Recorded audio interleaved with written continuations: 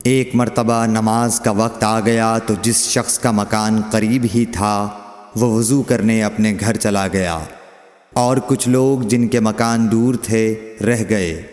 تو رسول کریم صلی اللہ علیہ وسلم کے پاس پتھر کا ایک لگن لایا گیا جس میں کچھ پانی تھا، اور وہ اتنا چھوٹا تھا کہ آپ اس میں اپنی ہتھیلی نہیں پھیلا سکتے تھے، مگر سب نے اس برتن کے پانی سے وضو کر لیا۔ ہم نے حضرت انس رضی اللہ عنہ سے پوچھا کہ تم کتنے نفر تھے؟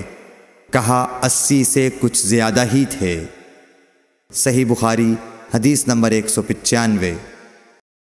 رسول کریم صلی اللہ علیہ وسلم نے ایک پیالہ منگوایا جس میں پانی تھا، پھر اس میں آپ نے اپنے دونوں ہاتھوں اور چہرے کو دھویا اور اسی میں کلی کی۔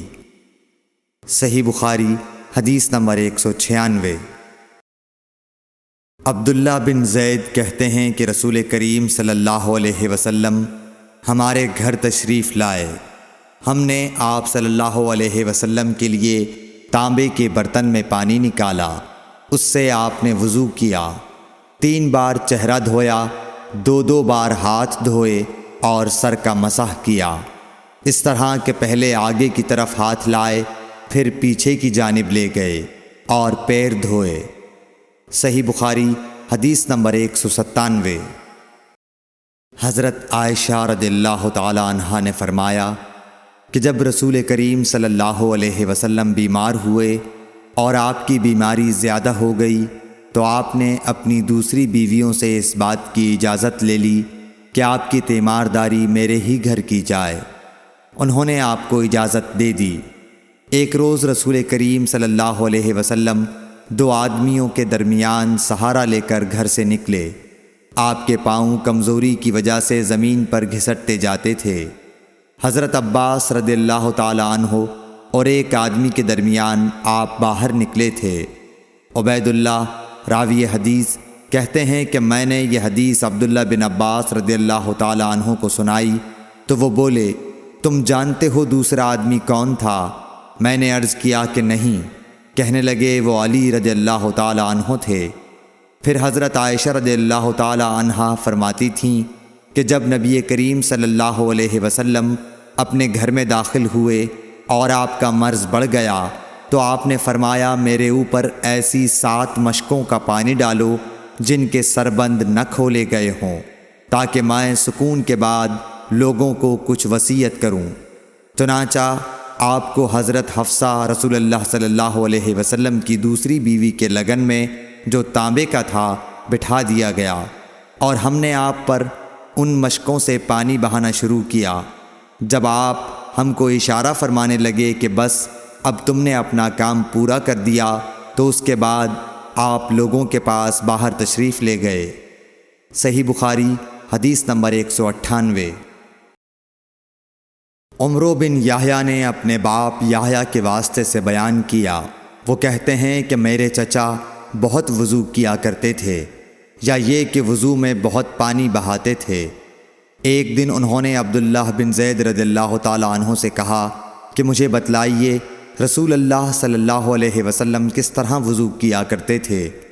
انہوں نے پانی کا ایک تشت منگوایا، اس کو پہلے اپنے ہاتھوں پر جھکایا، پھر دونوں ہاتھ 3 بار دھوئے، پھر اپنا ہاتھ تشت میں ڈال کر پانی لیا اور ایک چلو سے کلی کی اور 3 مرتبہ ناک صاف کی، پھر اپنے ہاتھوں سے ایک چلو پانی لیا اور 3 بار اپنا چہرہ دھویا، پھر کوہنیوں تک اپنے دونوں ہاتھ 2 بار دھوئے، پھر ہاتھ میں پانی لے کر اپنے سر کا مسح کیا، تو پہلے اپنے ہاتھ پیچھے لے گئے، پھر آگے کی طرف لائے، پھر اپنے دونوں پاؤں دھوئے، اور فرمایا کہ میں نے رسول کریم صلی اللہ علیہ وسلم کو اسی طرح وضو کرتے دیکھا ہے۔